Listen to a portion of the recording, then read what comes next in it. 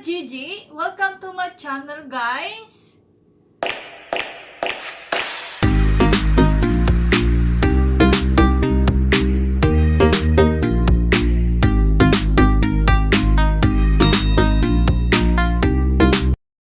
So, for today's video, guys, is artificial flower bouquet. So, this is, guys, the artificial flower bouquet. So, I sold this online on my EB store. So I teach you guys how to sell this. So, first, you should put the title, the proper title. So, what's this is flower. It's a bouquet. It's good for center table or in the corner of your the house, or if you have a farmhouse. So is it okay too? It's very nice artificial flower. Yeah, so you should take a lot of picture, guys, in front, the back, button, and that. Yeah, take different angle. Lot of pictures, guys. Because picture, it takes 1,000 or million words.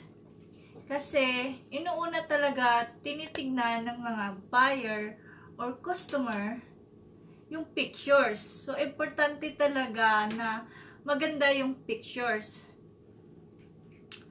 Kasi minsan, kahit nandun na sa description, yung lahat ng detailed, guys, nagtatanong yung mga customer. So, kailangan sagot agad. Kasi noon, guys, kaya wala akong benta noon kasi hindi ko sinasagot yung mga tanong ng mga buyer. And kailangan talaga marunong tayo makipag-deal sa mga customers or buyer. Kasi pag wala tayong patient, guys, wala tayong benta. Kailangan mahaba yung pasensya natin, guys. Lalo na pag sa negosyo, kailangan talaga mahabang pasensya. Yun po ang puhunan niya. Importante yun nga taas yung pasensya, guys. Kay watay pasensya na wala yun, wala yung mahitabo. So mo inhale, exhale na lang yun, guys. Yeah, inhale, exhale. So, ganun lang yung sikreto ko, guys. Pag ako galit. Inhale, exhale. Kasi hindi natin pwede awayin yung buyer, guys, or customer. So, kailangan talaga patience.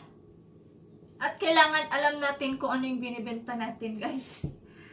So, yun. And then, wag natin kalimutan yung measurement. Ito kung gaano siya kahaba. What is the length or height, or how it's tall, and then yung width, yung gaano kalapad. Ayan. So, ayan, ilalagay ko naman to siya sa box.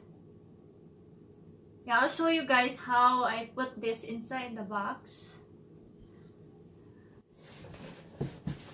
So, meron tayong bubble wrap, guys.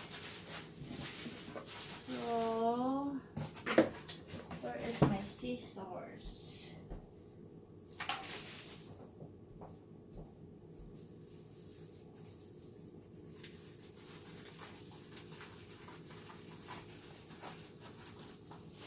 Yeah, lagyan mo natin yung ilalim ng bubble wrap.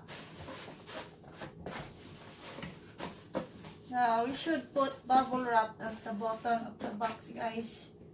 Ayan. And then, lagay natin siya sa loob. So, make it sure is it clean.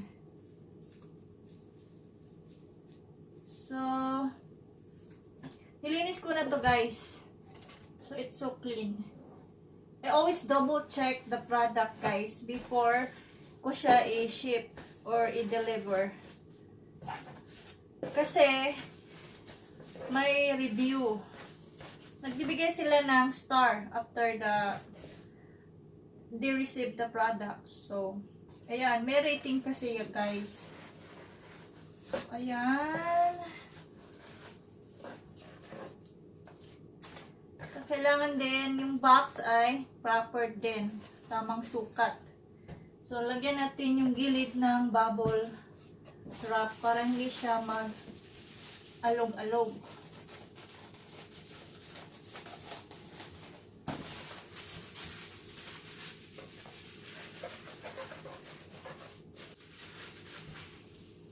Yan, lagyan natin ng bubble wrap sa gilid.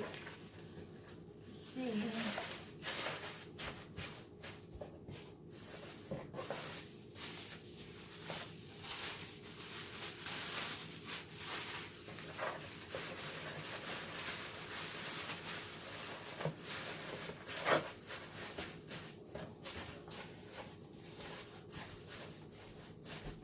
ayan, may bubble wrap, tapos takpan natin yung ibabaw din ng bubble wrap para hindi siya mag-alog-alog, guys.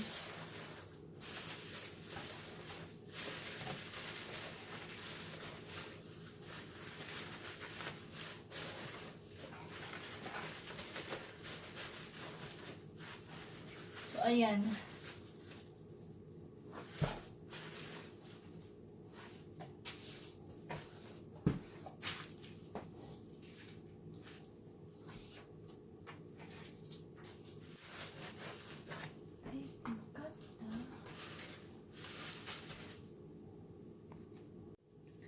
And then ito, lagyan natin ng thank you card.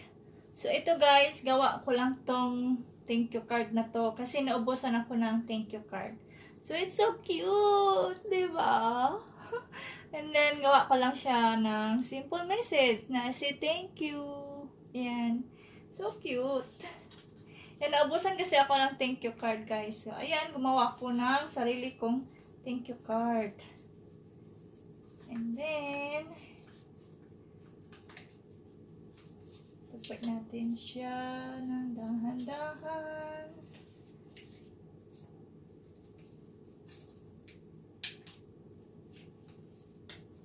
Oops, ayan.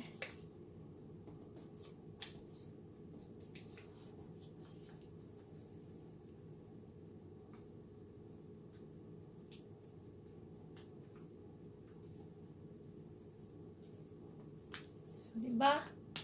It's so cute. Cute, cute, cute, cute, cute.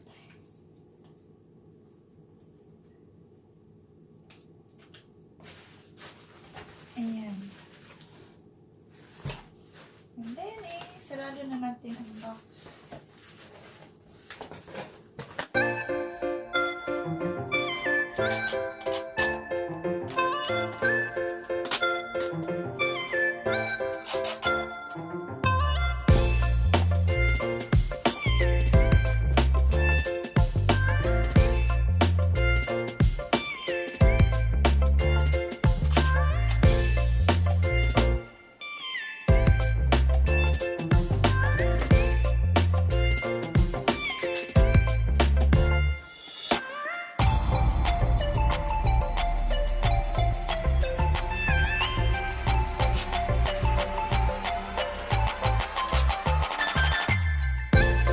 Going to New Jersey. Yan, i-ship to New Jersey. So, thank you for watching, guys. Subscribe, likes, and share. And comment down below, guys, kung may mga tanong kayo. And thank you again, guys. Bye-bye!